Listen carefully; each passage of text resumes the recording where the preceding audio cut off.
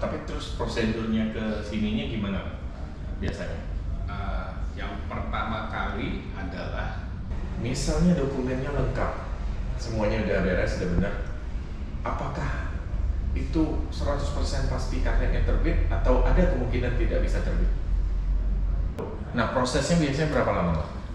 berapa nilai jaminan, karena nilai jaminan ini sangat menentukan. Iya guys, ini hari Senin, Ya, kita lagi bawa ini, dokumen ya sudah jam berapa? 11. Jam 11. Kita mau menuju ke kantor IMI pusat karena kita mau mengurus karnet. Nah, karnetnya seperti apa? Karnetnya seperti apa? Pengurusannya seperti apa? Mari Jadi kita sebenarnya kita udah telat ya, gara-gara kan apa ya, yang SIM internasional kemarin itu kan telat jadinya. Harusnya kita udah harus kirim dari jauh-jauh hari. Nah, cuman Iya. karena SIM-nya baru nyampe H-1 kita berangkat, itu pun karena saya kejar ke kantor posnya langsung jemput. Kalau nggak mungkin telat lagi. Nah, sekarang kita pengen langsung datang ke kantor IMI-nya. Oke, kita udah mau masuk. Mari ya.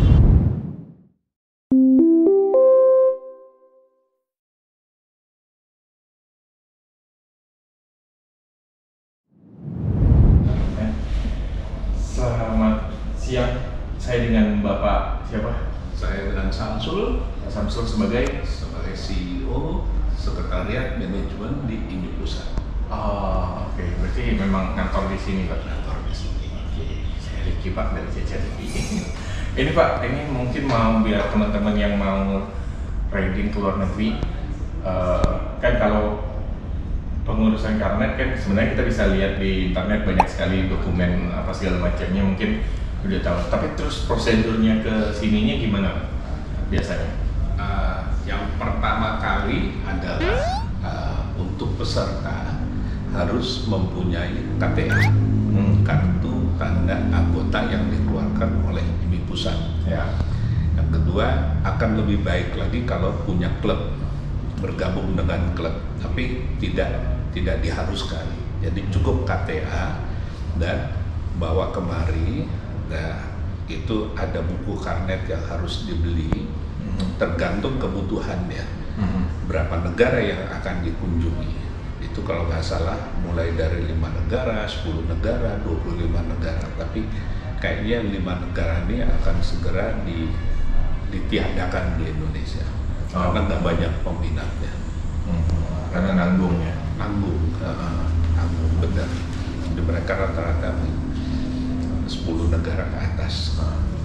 Ini Pak, bentar saya potong. Kalau soal KTA itu kan sebenarnya bikinnya gampang lewat aplikasi ini Gaspol itu ya. Nah, tadi Bapak sempat nyebut soal masuk klub. Tapi sekarang kan waktu saya ngurus kemarin ada pilihan privateer juga. Privateer Nah, itu berarti untuk orang-orang seperti saya yang tidak tergabung dengan komunitas. bisa. Itu bisa. Nah, KTA-nya sendiri kan sebenarnya ada level. Betul. Nah, itu mungkin bisa dijelaskan Pak. Gini, kalau yang namanya privateer itu tidak mempunyai kartu. Jadi kartunya dalam bentuk virtual di dalam HP segala macam. Dan memang di cover juga oleh asuransi, tapi nilainya di bawah yang punya kartu ininya, kartu benernya. Perbedaannya memang agak di bawah. Tidak sama dengan yang punya kartu KTA asli. Karena memang murah. Untuk member yang virtual nih, privateer itu masuk ke mobility itu mungkin sekitar 50.000 plus admin 4.000 jadi 54. Tapi kalau dia punya jadi yang satu lagi untuk olahraga yang sport sifatnya, dia bisa memilih KTA, nilai asuransinya jauh lebih besar, dan KTA itu adalah tap cash, jadi bisa dipergunakan untuk bayar parkir, bayar tol, e-money seperti itu. Tapi yang dikeluarkan oleh BNI. E-money kan Bank Mandiri. Ini BNI, dia tap cash namanya. Tap cash. Oke. Dan kalau untuk karnet harus ambil yang itu? Terserah keputusannya. Cuman kan umumnya orang tuh merasa orang kita tuh lebih suka mempunyai kartu anggota yang fisik. Hanya dihitung 150.000, nggak mahal lah, cuma 10.000, 12.000 sebulan. Jadi orang lebih banyak ambil yang itu, yang fisiknya. Nah, kalau misalnya kita sudah punya nih KTA-nya, paspor, otomatis kalau mau keluar negeri udah harus punya. Lalu dokumen-dokumen yang diperlukan seperti yang tertulis, misalnya kita bisa lihat di internet lah, foto kendaraan, nomor rangka segala macam. Itu kita bisa kirim dari daerah kita sebelum ini atau harus datang ke sini, Pak? Sebenarnya sih bisa dikirim. Bisa dikirim. Selama itu udah jelas kan, bisa tahu dari web apa persyaratan atau bisa koresponden dengan bagiannya. Terus nanti kita akan beritahukan. Karena kita punya satu orang yang in charge untuk khusus menangani karnet. Itu bisa dikirim dengan koresponden atau bagaimana, cuman nanti kan mesti ada syarat-syarat, mungkin ada harus tanda tangan gitu ya. Sebenarnya bisa juga dikirim juga bisa. Ya, formulirnya apanya sebenarnya bisa di-download juga kan? Bisa sebenarnya. Ya, tapi mungkin lebih baik datang langsung biar jelas, kalaupun ada kekurangan bisa langsung dikasih tahu. Betul. Informasi itu yang mungkin tidak ada di dalam web yang diberitahukan bagaimana. Karena informasinya pasti update. Ya, bisa jadi berubah, tapi di webnya belum ini. Betul. Iya. Nah, kami pertimbangan kenapa kami nggak datang langsung juga seperti itu, Pak. Siapa tahu ada yang kurang atau gimana. Betul. Mending kita ketemu langsung ya, sekalian silaturahmi lah. Masa jadi KTA tapi nggak pernah datang? Berarti kan jadi anggota tuh punya KTA. Masa nggak pernah datang ke kantornya? Betul. Seperti itu. Nah, gini Pak. Misalnya dokumennya lengkap, semuanya udah beres, udah benar. Apakah itu 100% pasti karnetnya terbit atau ada kemungkinan tidak bisa terbit? Pasti terbit selama semua persyaratan dipenuhi. Karena kita nggak bisa menolak. Oke. Selama itu legal, resmi, dicek, harus dikeluarkan. Oh, tidak ada pertimbangan track record, misalnya orang ini sudah pernah apa segala macam, itu enggak ini ya. Berarti selama persyaratan dokumennya lengkap, otomatis dikeluarkan. Betul. Termasuk dokumen kendaraan. Selama dokumen kendaraan orang lengkap, ini nggak punya kekuasaan untuk menahan, nggak boleh.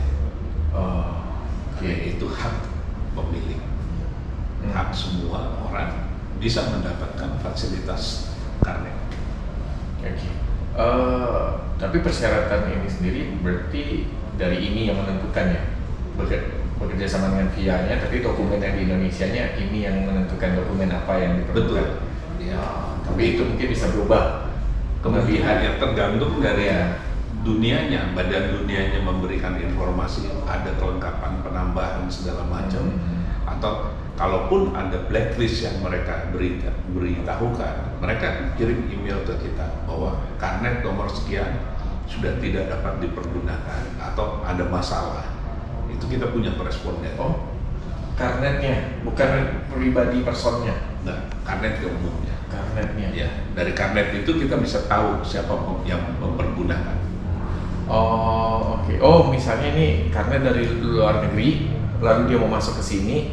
Nah, ketahuan kalau memang dia harus di blacklist, nggak bisa masuk gitu. Betul. Berarti otomatis ini juga bekerja sama dengan pihak imigrasi di bandara. Iya. Pasti. Oke.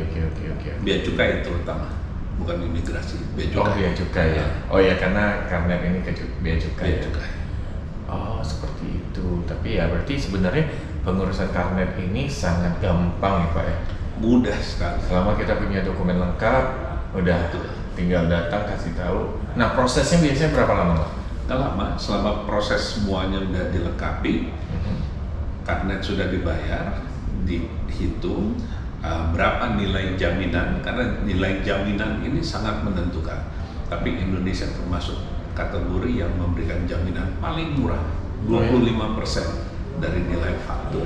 Nilai faktur ini buat teman-teman yang belum paham, itu adalah bukan nilai kita beli di dealer, bukan. Tapi karena itu harganya itu sudah ada harga apa STNK, surat-surat segala macam.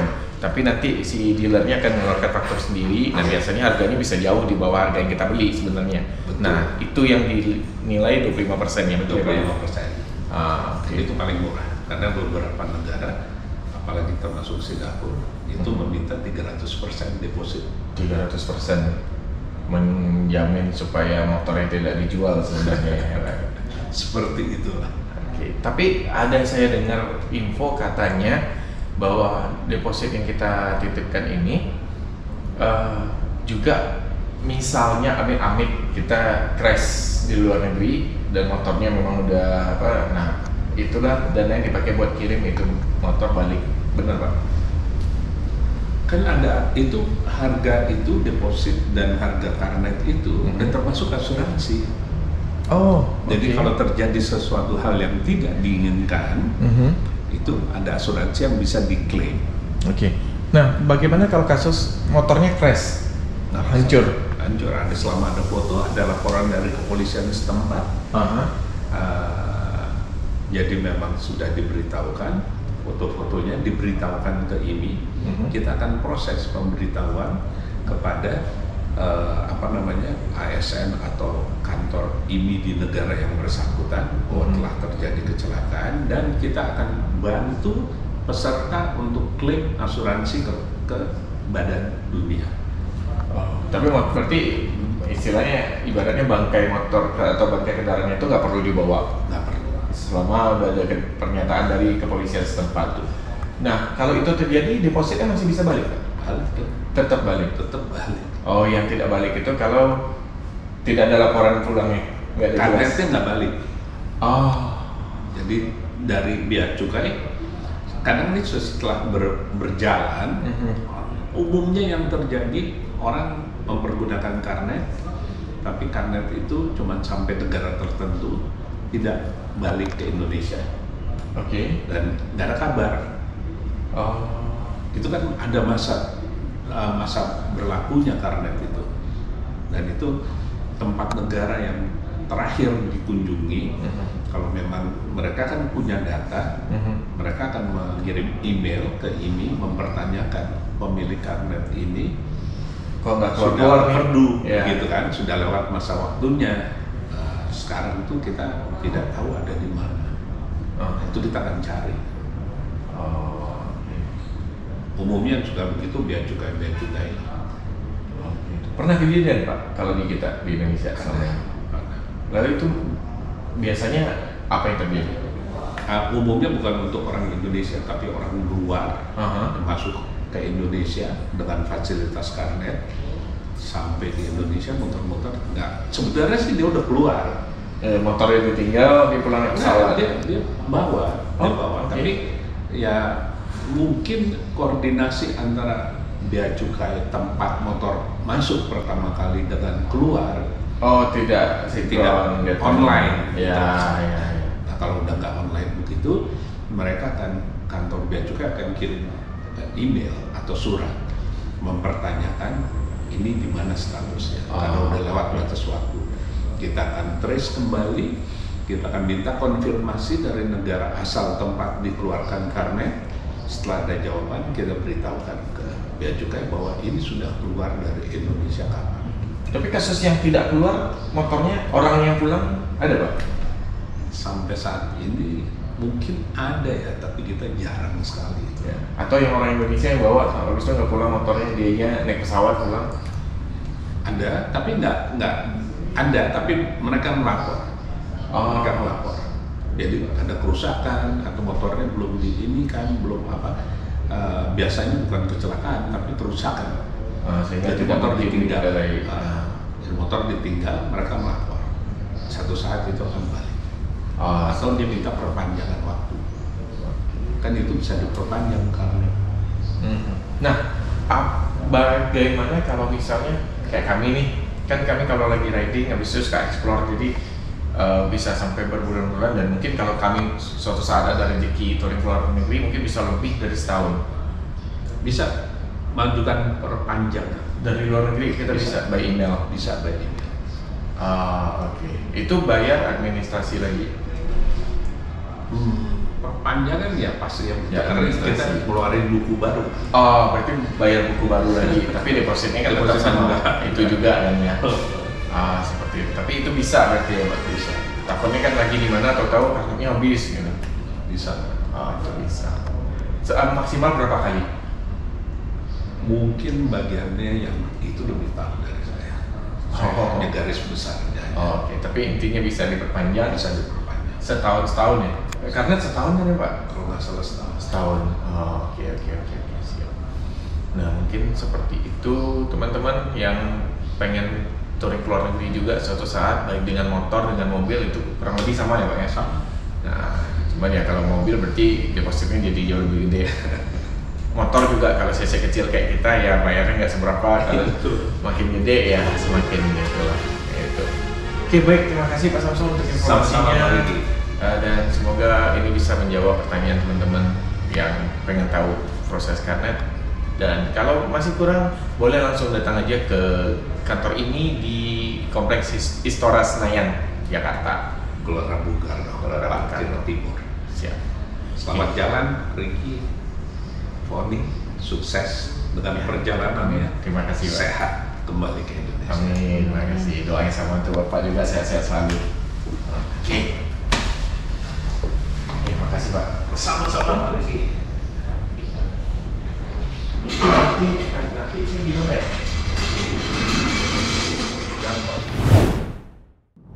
Hai. Kemarin ketemu, hari ini ketemu lagi dan kita main ke tempat mereka. Cici Riana. Bawa berapa baju? Jangan ditanya. Mulai packing lagi setelah beberapa hari